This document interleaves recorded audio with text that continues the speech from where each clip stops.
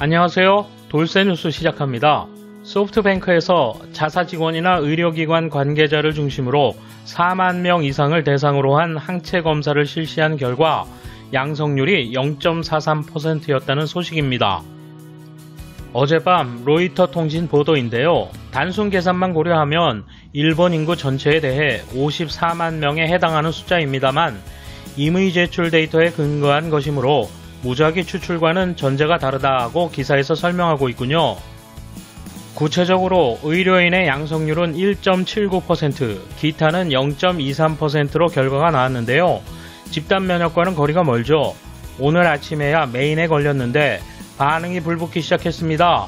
야후 추천 순으로 보실까요?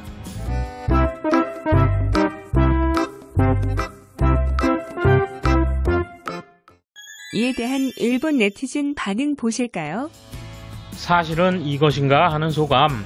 성실한 일본인 기질, 욕조에 몸을 담그고 청결을 좋아하는 마스크, 손 씻기 습관 역시 유효했던 것은 아닐까. 귀중한 데이터인 것은 틀림없다. 소프트뱅크에 솔직하게 고맙다 말하고 싶다. 얼마 전에 항체 검사를 했는데 음성이었어요.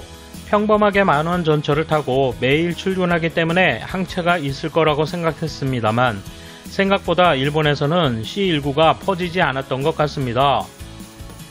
개인적으로는 항체 보유자가 더 많을 거라 생각하고 있었다. 각국에 비해 중증자나 희생자가 적은 것은 인종적으로 C19에 강한 체질로 감염돼도 증상이 심하지 않은가 하는 생각도 했다. 대책이 주요했다고 생각한다. 반대로 항체 보유자가 적다는 사실은 앞으로도 감염을 막기 위한 생활이 필수라는 것이다. 일반인이 지금까지 항체 검사를 한 적이 없기 때문에 이 결과는 향후 대책을 위해 많은 참고가 될 것입니다. 생각보다 양성자가 적다는 인상이네요.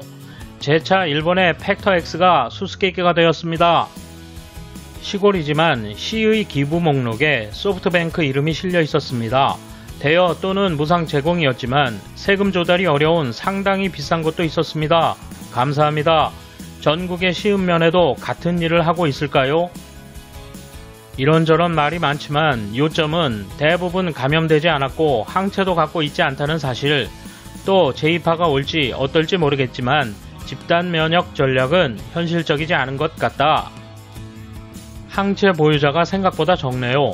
이번 유행에서는 대부분의 사람들이 감염되지 않았다는 결과, 하지만 결과적으로 감염 예방 효과가 있었다는 거죠.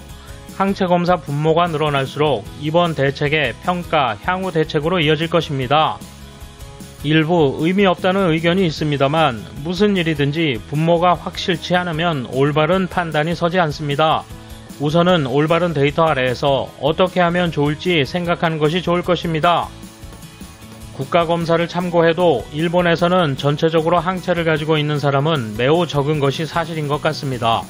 방심하면 폭발적으로 퍼져버릴 가능성도 아직 있다는 거네요. 조심하지 않으면 안 되겠네요. 문득 생각했지만 일본어 발음 방법이 감염이 잘 되지 않을지도 모르겠네요. 침이 비산하기 어려운 말투인지도. 생각보다 양성률이 낮은 건 다음 파도에서 감염이 폭발할 수 있다는 것. 일본 국내에는 감염자가 거의 없지만 해외에서 점점 유입되고 있다. 그게 문제화되지 않는 건 놀랍다. 역시 매스컴도 도쿄도 보고도 못 본 척. 편중이 있는 데이터라는 전제가 있지만 내역을 명시하고 있기 때문에 일반인은 소프트뱅크 사원 쪽의 데이터를 참고할 수 있을지 모릅니다. 귀중한 데이터군요. 역시 손 회장입니다.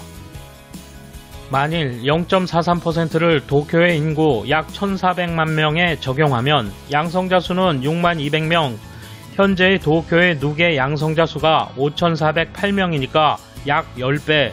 따라서 도쿄에는 하나의 시 인구 정도의 양성자가 있다고 봐도 될 것 같다. 돌쇠 한마디. 다행히 마지막 댓글에서 언급하고 있군요. 다들 자기네 인구를 분모로 계산해 봤을 텐데요.